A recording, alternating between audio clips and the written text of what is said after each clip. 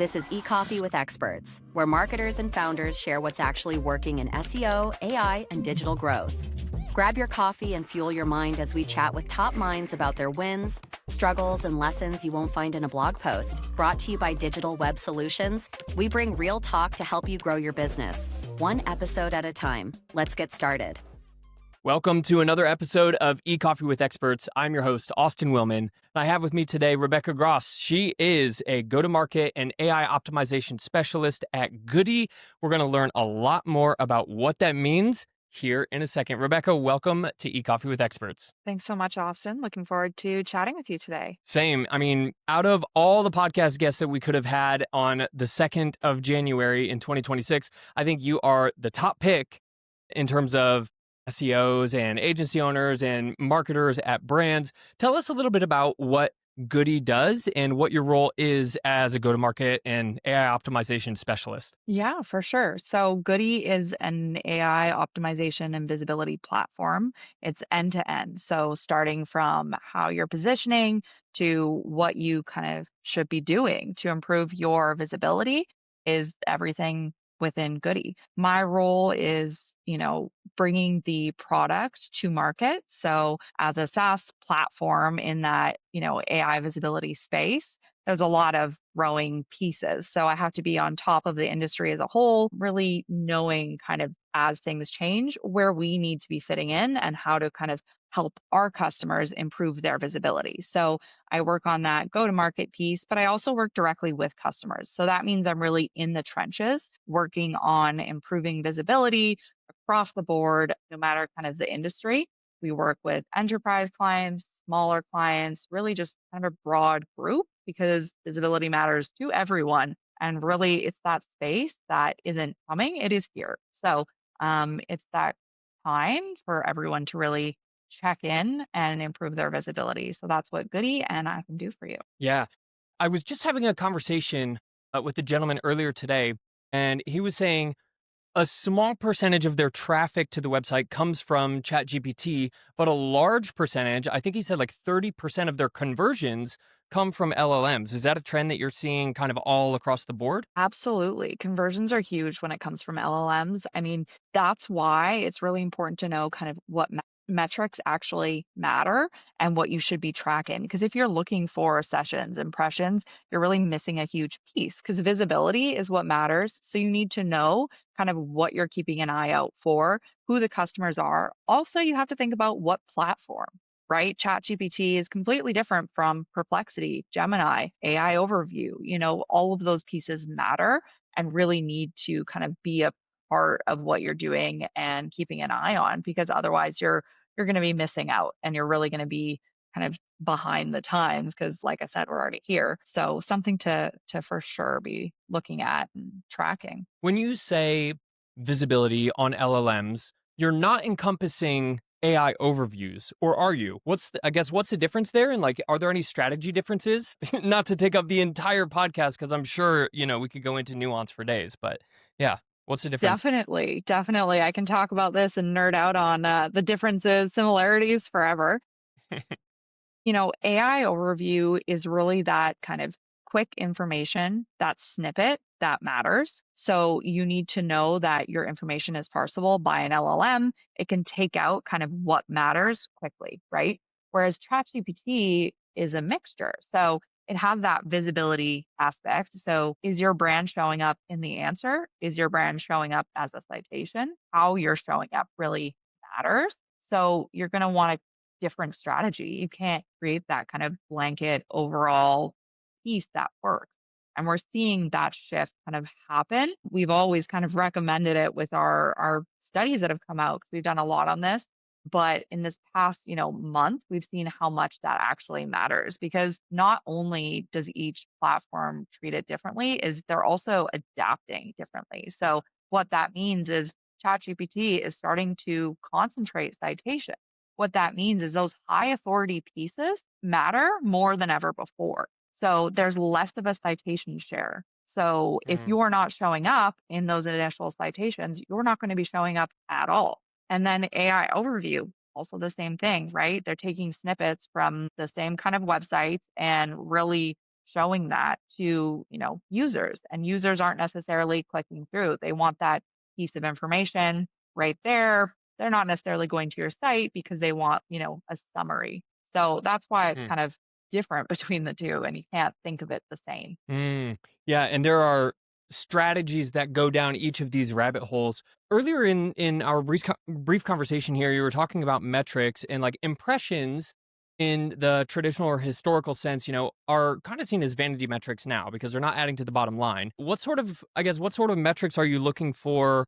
What does visibility mean in each of these contexts, both AIO and LLM? Yeah, absolutely. So that's kind of a piece we've had to work on a lot, right? Yeah. Is you Yeah. want those conversions, but it might not look the same as what you've previously had. So, kind of one metric to keep an eye out for is brand voice. So, you Mm, want to be recognized, right? If you're not recognized as that kind of main brand in your space, you're not going to get direct conversions. So, one thing to look out for is direct traffic to your site. And if that, is actually increasing, then your brand visibility, brand recognition, brand voice is likely also improving. So that's one piece we'd say. The other piece, which is also different, would be, as I mentioned, citation share. So citation share is how often your own site is showing up within an LLM's answer. So mm, that number, you want it to be higher than, say, your competitors.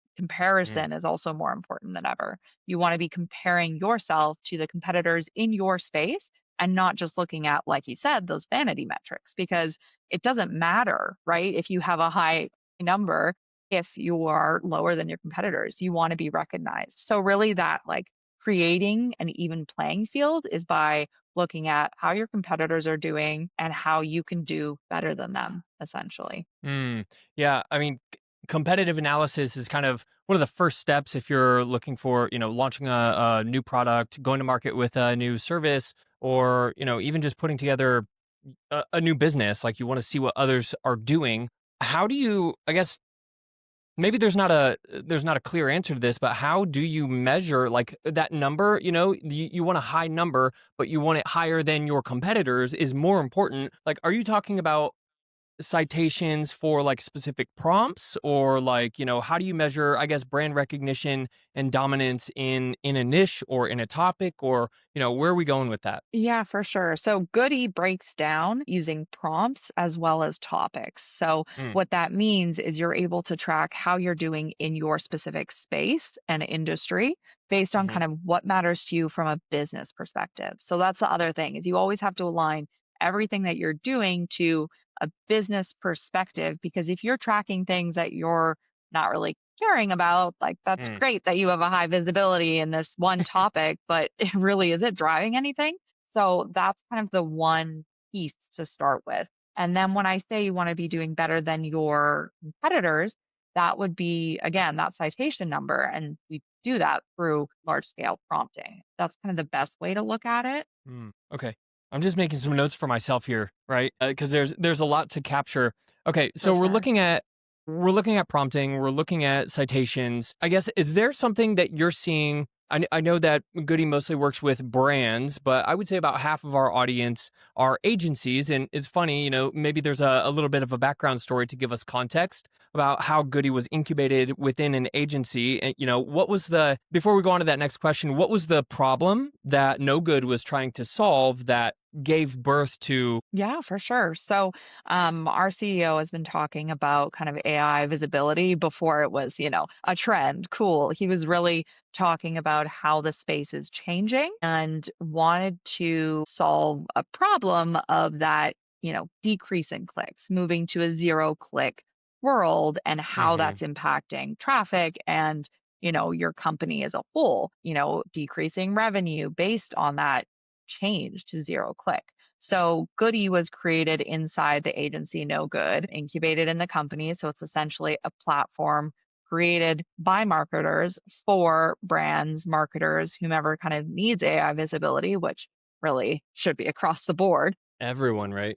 Exactly. Everyone in all the spaces, more than you'd think. Really, I think Hmm. that's half of my job, is explaining why it matters, and then, companies different levels within the company realizing that it does matter and having to explain it to them, the executives in Mm. the company, like, hey, this matters to you more than you think. And then kind of coming back, maybe it's a month later and saying, oh, you're right.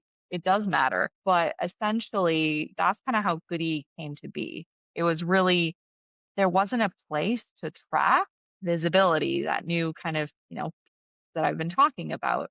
I guess it's not new now, but it was new at the time. Really, we wanted a way to track how brands, companies are doing in that, AI search space. And so that's how Goodie was created. So really, it is a platform that's usable by everyone, whether you're creating a strategy for it, creating a strategy for clients. That's kind of how Goodie was created and why it's so usable is because it Mm. was created by marketers, for brands to really be usable. Question on that. Just thanks for the context. When you mention helping someone understand the importance of having visibility in AIO, et cetera, and then almost making like the first sale, the first line of defense in a company, and then they go and implement it, or there's some sort of process, some sort of integration process where then you get other stakeholders to come in and be like, oh, actually, I see the value. What is that moment? Like, how do those higher up stakeholders, like, when do they have that aha moment? Yeah, it really depends. Company size is huge, right? A lot of Mm. our enterprise clients will start kind of with one team that knows that it matters, often the SEO team. Hmm. They know that it matters. And then I'll bring a strategy to them and break down, say, the four main pillars, which are that earned piece, that owned piece, AI visibility as a whole, and then traffic and attribution, which is more that, technical piece that we know well. As soon as I bring in, say, earned recommendations, they're already thinking about, oh, we need to bring our PR team into this. Then Mm. with the, on-site, that's going to be your technical team. So really, it's been kind of buy-in of individual team members that Hmm. kind of takes it a step up. And the success we've seen is really those companies that are willing to bring in stakeholders, whether it's their internal PR team or maybe an external PR that also kind of is doing their work, developers. That's a huge buy in. And I'd say that's maybe one of the hardest groups to get buy in Yeah. because making changes to a site impacts, not just AI, it impacts SEO, right? It's making a big change to their fundamental infrastructure. But one of the Mm. things that we always emphasize is this is positive. Like the changes we're making is making your site more usable, more user friendly, honestly, more human centric. Because Mm. if a user comes to your site and is confused, can't navigate it, then AI is going to be confused and not be able to cite and source your information whenever it's crawling your site. So Mm. that's why, kind of, again, another piece of my job is really that individual stakeholder buy in. Hmm. And a whole separate conversation on like adopting your communication style and finding what's important to who. That'll be a separate podcast. If I have a GTM or like a business development podcast, I'll let you know. You'll be my first Yeah, guest. easily, easily. I could definitely talk about that for a minute. I know, right? I mean, sales is changing in the agency world. Like it's becoming more and more like not convincing, but like educating, like you said. Yeah. It's educating on metrics, on why, maybe traffic isn't as important as it once was, but like the right kind of traffic. Yeah, it's just getting a lot more educational. Things are moving so fast. I think that brands probably are looking for someone like you to be the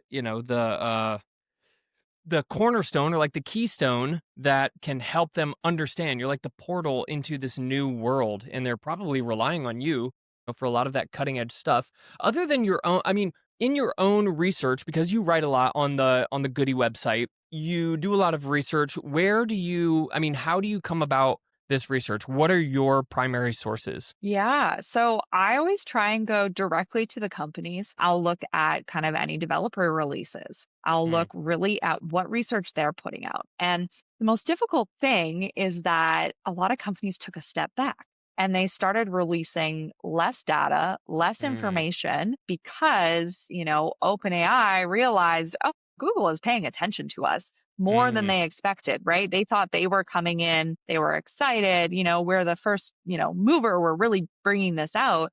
And then Google started paying attention even more at this kind of new player in the game. So Hmm. OpenAI took a whole step back and they said, wait, we're not releasing all of this research because they're actually listening more than we expected. And so Hmm. when they took that step back, I also had to take a look and kind of reevaluate where I'm getting my information from. So, again, try and go directly to the sources, the websites, the LLMs themselves, but I also look at the data, which is kind of unique. So I'll look at what trends we're seeing for our customers, what trends we're seeing for ourselves. We use ourselves kind of as a test, right? Like if Goodie is doing well, then we know kind of what is working. So we always want to make sure that we're also showing up, we're visible, because if we are, then we can do that for our clients, right? That's what's kind of important. So my research is really relying the sites themselves, our data, and kind of just general research. I'll even use LLMs for a kickoff place, but a lot of ideas are from that data that I'm seeing in the space. Yeah. Yeah. Yeah, and I like that being able to translate what you're seeing in the tests that you're running internally and then sharing it with, the wider environment, which also certainly includes competitors. It's a risky business, but at the same time, the more you share and the more transparent you are, sure you could expose, the secret sauce or whatever, but I think the market share that you're gaining by being a trusted authority, maybe it outweighs it. Who knows? Who Definitely. knows? I'd say so because I Yeah. mean that's something we're even teaching clients, right? Is that market, that brand voice, that authority that you're creating is what LLMs actually care about, right? They're pulling Mhm. you as the source. If you're bringing in data that you're seeing, LLMs are going to go to you for that information. And even though, like you said, you don't want to be giving away that secret sauce, it is kind of helping project you forward. Again, I guess that's that business side of things coming out, but Yeah. it's all kind of connected. Yeah, it definitely is connected. The question that I wanted to ask is, what do you see?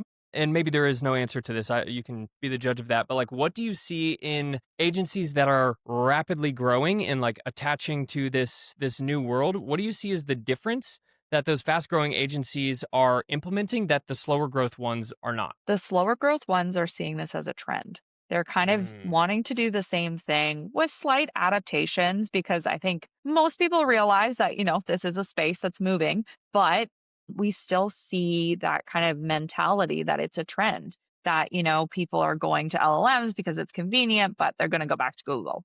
We're even seeing that more lately because AI overview is such a huge piece, but it's also AI search, right? mhm, So that's kind of a thing that we're having to explain is the different strategies for each one is what kind of will project your kind of I guess overall strategy forward is if you have something different for AI overview, something different for ChatGPT, that mm. is where your strength is, right? Understanding the space is so, so, so essential instead of that kind of surface level view of what it is. Yeah, embracing it and like seeing like this is the new future instead of making whatever acronym. I typically usually, I typically just say it's the post AI world. Like that's what we're Yeah. talking about.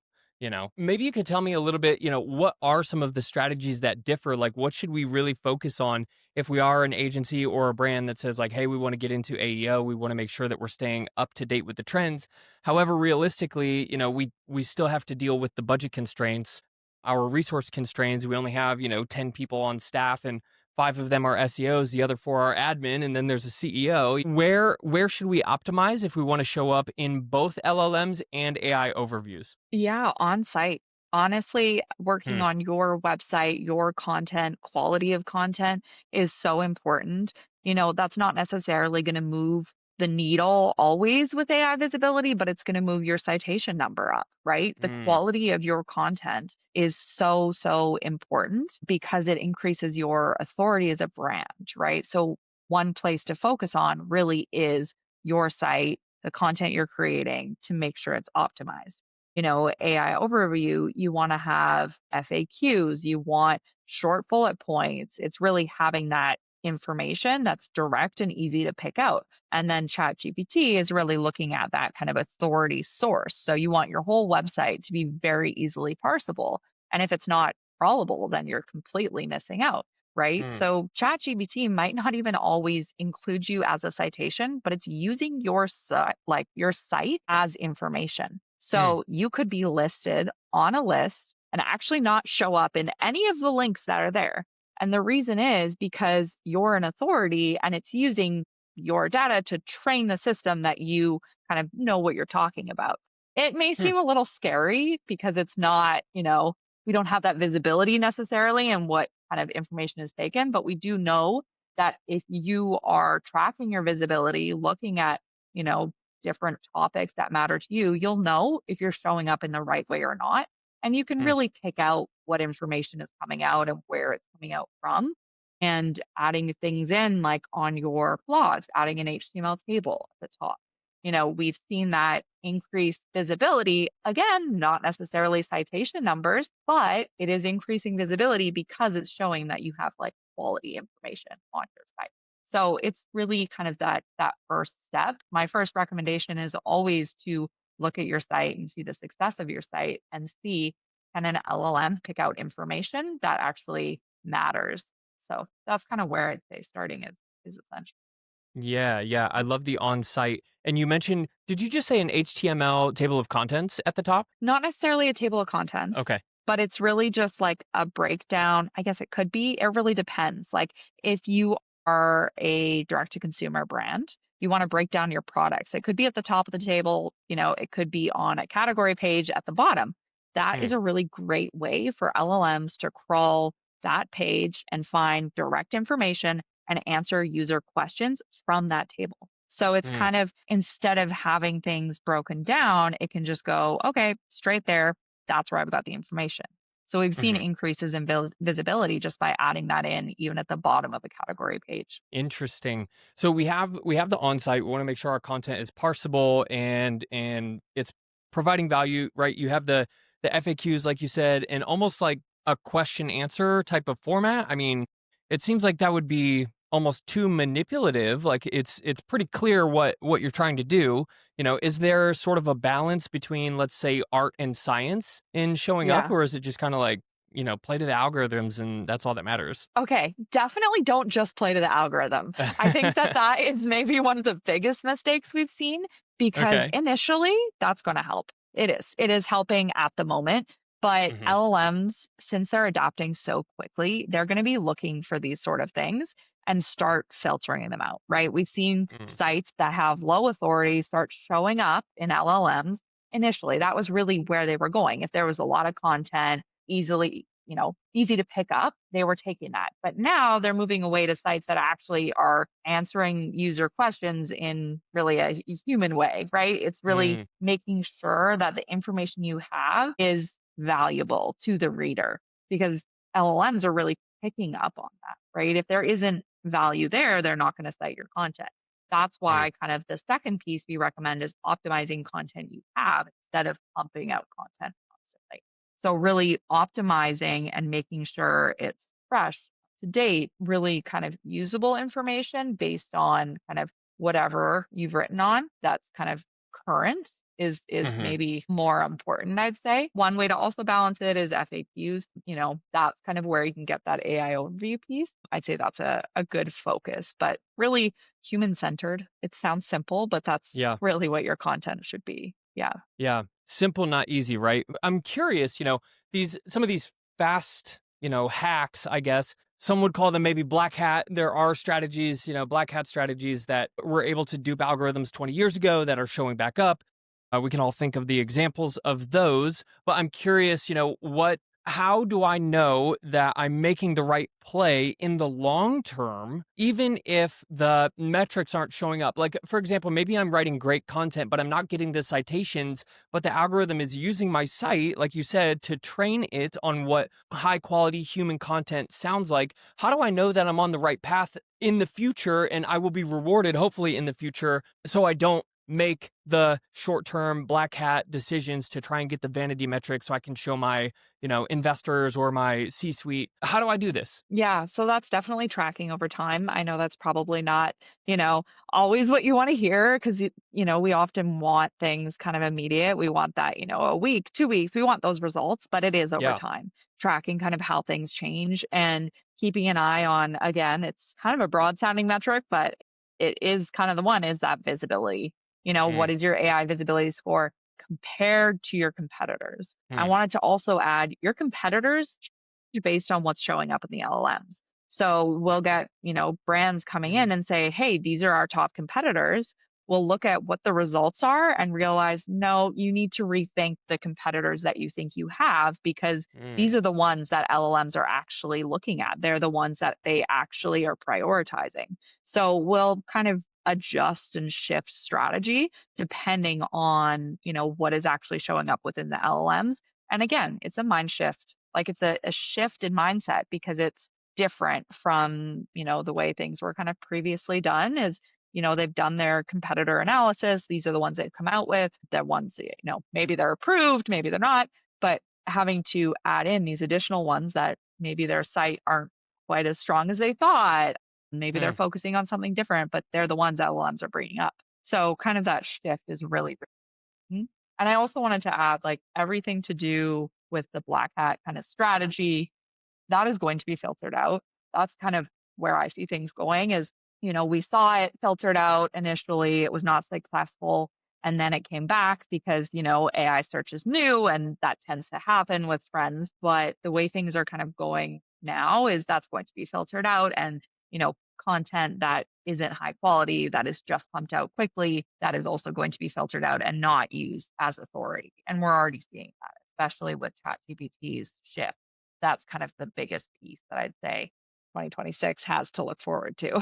yeah, yeah. I know I was hoping you'd, kind of push back on the black hat thing because, yeah, it's true. And the short-term strategies never win in the long term. Like you said, these LLMs, these models are learning super, super quick. I mean, look how uh last year at this time, if I wanted to create an image, it would have 13 fingers on the right hand. You know what I mean? Like they're moving faster than we think. Before we, I guess, kind of go into the last portion, which I'm going to ask you to whip out your crystal ball and maybe help us understand what we have to look forward to in 2026. Tell me a little bit more about offsite authority building, the earned citations, brand mentions, link building, like what's changed, what still shows up, what's relevant in that regard. Yeah, for sure. I mean, this fits well into the predictions. So we'll start with Okay. where we're at the moment. Earned sources are essential to visibility because we're seeing, 80% for some clients come from earned and not on Mm, site, not competitor. But, 80% of those citations could be from an earned source, which is mm, obviously very large and can be intimidating, especially if you're a small team. So, reaching out to high quality sites are extremely important. So, on Goodie, you can sort it and look for kind of which ones are showing up often, and then you can pursue kind of reaching out, getting featured. The other piece is the quality of your feature, right? If you're mentioned once within an article, it's not going to have as big an impact as if you're mentioned multiple times and the quality of that mention, right? What are they talking about? How are they talking about your brand? What does that actually look like? That matters more mm, than it has been before. So, really, it's an essential piece. And kind of without it, you can get to a certain point, but your visibility will not be as strong as your competitors if you're not prioritizing that PR piece. Let's be real, it's PR, mm-hmm, right? It's really essential. mm. Y- I heard from you just now the context of how your brand is mentioned is more important. Well, it's very important. Let's just say that. But I want to like the quality of the piece that's being written plus the way that your brand is mentioned within that piece. I want to bring up something else because you said, where you should go to prospect for sites and prospect for publishers. They should be high authority sites. What do those metrics look like? I mean, we can look at DR and traffic and, occurrences, like what sort of metrics? And then how do you measure like niche relevance, like contextual relevance to your site? I think that's going to have, correct me if I'm wrong or if it's different from what you're anticipating, but I think like high niche relevance and contextual relevance to the target site is going to become even more important than let's say high DR. What are your thoughts? Yeah, definitely. I think that's why prompting and understanding how you're showing up for topics instead of, say, keywords is Mm. so important in this space. So we'll break it down by citation count. So we'll look at